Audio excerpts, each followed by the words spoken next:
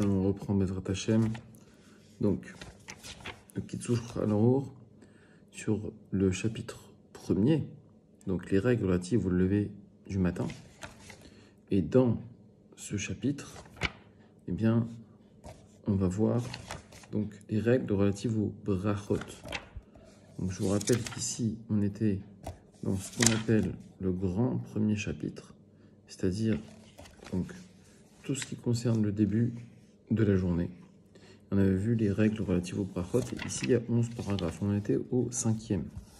Si on a fait la bénédiction pour l'eau, et entendu ensuite qu'il y a un décès dans le voisinage, alors que l'usage est de jeter l'eau qui se trouve dans le voisinage d'un mort à cause du danger. Bon, ça sera expliqué plus loin. Puisqu'on a déjà dit la bracha, on en boit un peu pour ne pas l'avoir récité en vain. Là, c'est l'occasion de vous dire que même si on mange ou qu'on boit ne serait-ce qu'un gramme, une goutte d'un aliment, on doit faire la bracha rishona, c'est-à-dire la bracha avant de consommer. Ce qui n'est pas le cas de la bracha après avoir consommé, pour laquelle il faut un shiur, une quantité.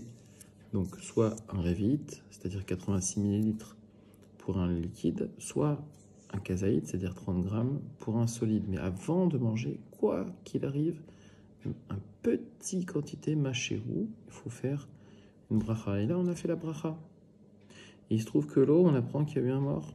Chas v'shalom. Alors, on a un minag de jeter l'eau qui est découverte, l'eau qui est couverte. La bouteille est fermée, pas de problème. La bouteille est ouverte, alors il faut la jeter. Mais on a fait la bracha sur cette bouteille.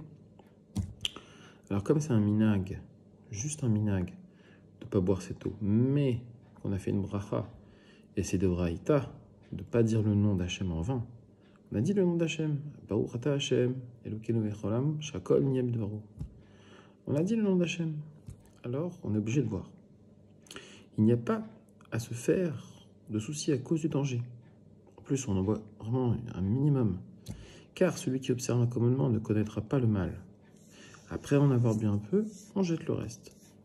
Halakha numéro 6 pour toutes les brachas, excepté la prière après le repas, qui sera expliquée Bezrat Hashem. Si l'on doute de les avoir dites ou non, on ne les redira pas.